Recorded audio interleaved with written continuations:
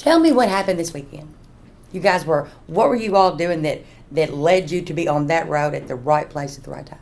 You can tell it. It don't matter to me. All right. Well, we was attending the FFA banquet over here at the Trojan Academy because we're both members of the FFA, and I guess the banquet ended about 8:45. That's when me and him both left. We didn't really see each other when we left or nothing, but So you all didn't leave together? no. We was in separate vehicles, and I was heading home, and I was on the Cumberland Parkway, and I got off at the exit and turned right on Old Bowling Green Road, and I seen Wyatt's truck right around the first curve, and with his emergency lights on. So I stopped, and I got out, and of course it was dark outside, couldn't see anything, and I asked him what was going on. He said he wasn't sure. So we all got out, or me and him got out of the trucks, and we went through the smoke. Okay, so what could you guys see? Well, what made you stop? When I first pulled up, I saw a vehicle upside down in a ditch. That's the first thing that I saw. Yeah. And then you saw him stop. Mm-hmm. Yeah, he was directly. I was behind me. maybe seconds behind Right. him. And well, we went on. The smoke was real bad. It was oil burning off of it, was what it was. And we got through the smoke, and there was a man there that was just a man who had got there before us, I guess. He kept screaming, "It's going to catch on fire. We got to get her out." Well, me and Wyatt both. In that moment, what did you all think? Get her out. Yeah, Yeah, really, that was- honestly, didn't know what to think. We just acted, didn't have time to think, I guess you could say, because all this was happening so fast. And so anyway, we both looked under there and seen her, and it was Natalie, and her arm was only hanging on by the muscle and the skin. Now, you all knew her. Yeah. Yes. Did she go to school with you all? Yeah, she's a sophomore. She's a sophomore, Yeah, ain't she? yeah, Yeah, I rode the bus with her for a long time before I got my license. But So in that moment, all this stuff is happening really fast. The guy's screaming, her arm's barely hanging on. You guys are just leaving this FFA banquet. Smoke everywhere, oil burning, the carpet catch on fire. Well, I mean, how do you keep calm enough to act in that situation? Honestly, I think it's because we knew her. yeah, That's one reason why And, we could keep calm, because we wanted to make sure she was all right. yeah. Was she awake? Yes. So was she glad to see you was- all? Yeah, she was conscious. She didn't once pass out or anything. I was honestly surprised because after we both seen her arm, it was bad. It was difficult to see. Who took off their shirt at this point? Me. Wyatt did. And what made you okay? Tell us what you did and what made you think to do that. Well, at first, he said, "We've got to get the blood cut off."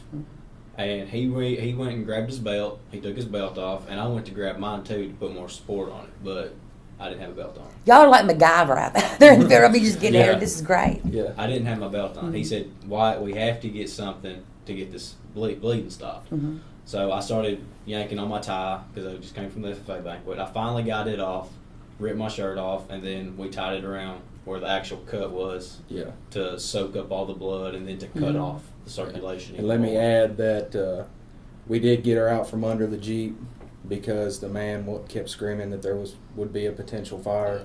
So that frightened us a little bit because we knew if that was to happen, none of us would have a chance. So we got her to the other side of the road into the ditch, and she was sitting down, and then that's when we started. And like he said, I took my belt off. He took his shirt off. We had just enough room to supply the tourniquet right above where it was mashed and cut and everything at. And then we tied the shirt around her arm, which there was another woman who arrived and helped tie the shirt around the arm. She didn't stick around though. You all saved her arm. I was told that when she got to the hospital, the doctor said if you all hadn't done that at the scene, she'd have lost her arm. She'd have lost her life. They also said that Doctor too. said that. Yeah. So what does that feel like to hear that after the fact? I guess it's been kind of when someone says that, you saved my life or you saved someone's life, it can sound really figuratively, like, I guess, overexpressed, I guess is the best way to put it. But you all, for real, Yeah. really saved our life. But when the doctors made it a fact that me and Wyatt, if we wouldn't have been there and wouldn't have done what we did, that she would have lost her life, that, I was speechless. How did you feel I'm about the it? exact same way. It just makes Yeah. everything more special. Yeah. Did you ever think about not stopping? No. It was never a thought, because if you hadn't stopped, then you would maybe not have Yeah. stopped. And Yeah. No, I realized that, and I know he did too, that once we was there and seen what was going on, that there was no turning back. We had to do what we had to do. so, do you remember did anybody call 911? Was that you all or somebody else? Yeah, well, when we got there, there was two people that was there. There was the man who was screaming, and then there was another woman, and I believe that's what she was trying to do because she was on her phone, and I told her, I made it her obligation, and that's what she had to do. That was her job, and she did. And so we continued doing what we had to do. Talk to me about the moments the first responders got there. Was it like a relief, like we're off the hook now? No, it really wasn't, because when they got there, we didn't leave until she left. We continued to do what we could do. So they took her off in an ambulance? Yes. Yeah, What did that feel like watching her drive off? It felt weird, honestly. it did. What felt the worst was she had to be airlifted if she was to save her. I guess what killed, I know it did him too. What hurt us the most was when they said both flights was canceled, one to Louisville or one to Vanderbilt in Nashville. I think that hurt us the worst, but we had to continue doing what we was doing. Now, why did they cancel them? Storms. There was a storm in each direction, and they didn't have time to divert around it or under it, over it, anything.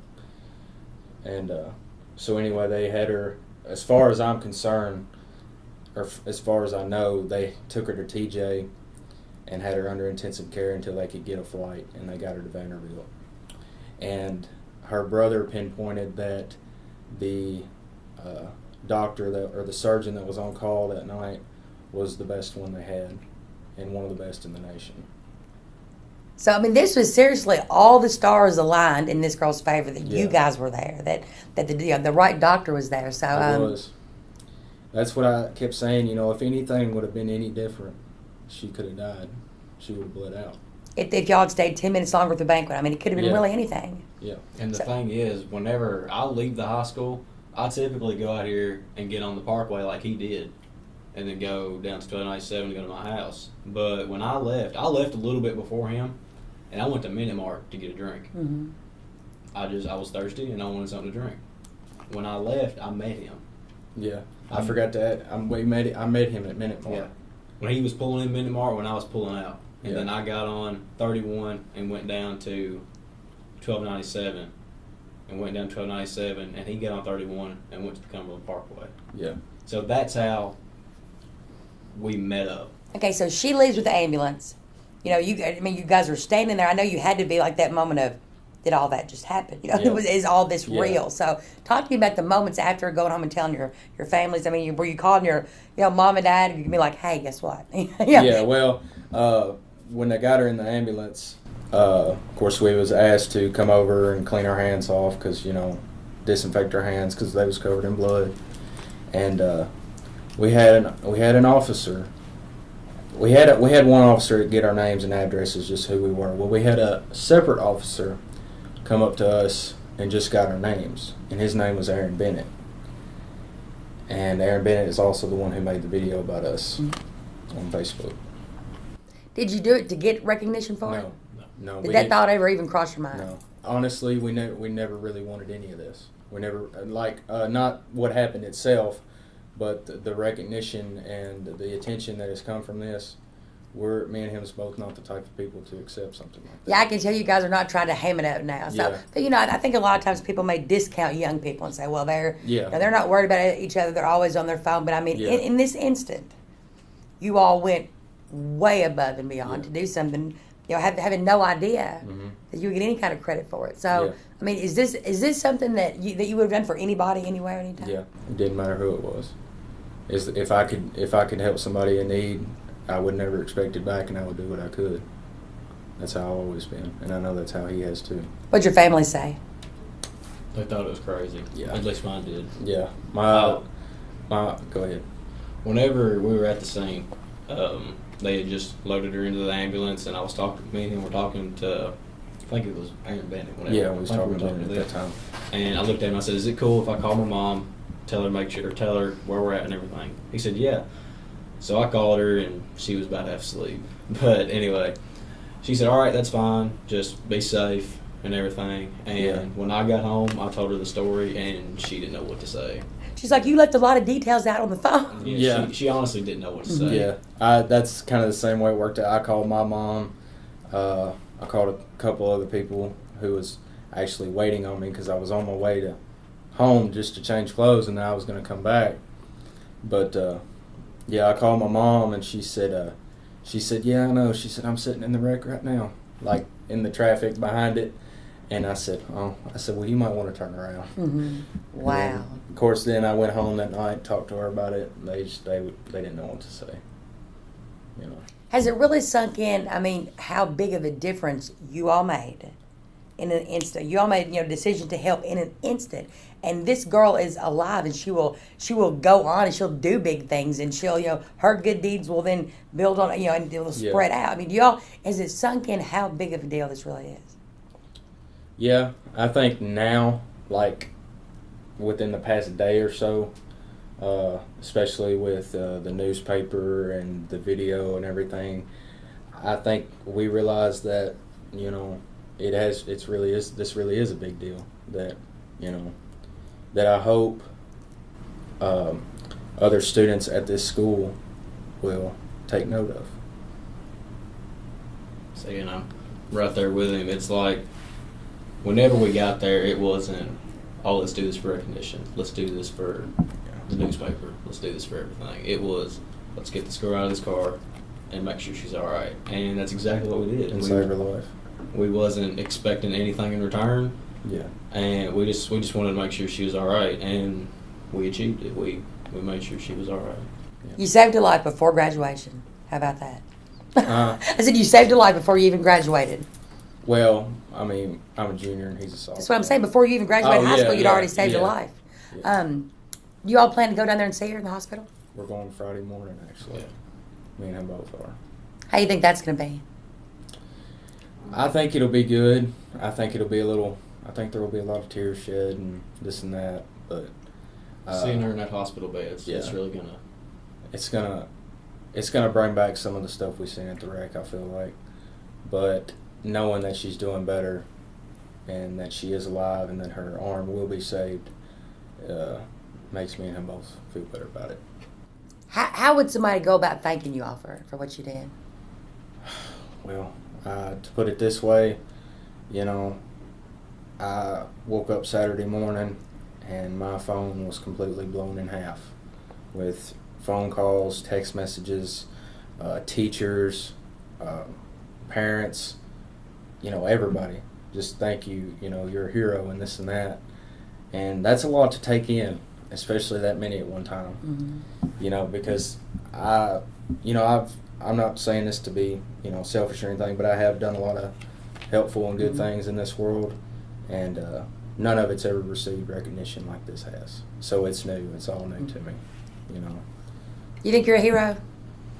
I mean, I wouldn't say I am, but everybody says that I am because of what me and him both did. I mean, I wouldn't walk around calling myself a hero. Yeah. And I don't think he would either. No. But we basically, me and him feel like we just did the right thing. Yeah. And everything worked out like it needed to. Would you do it again tomorrow? I would. Yes.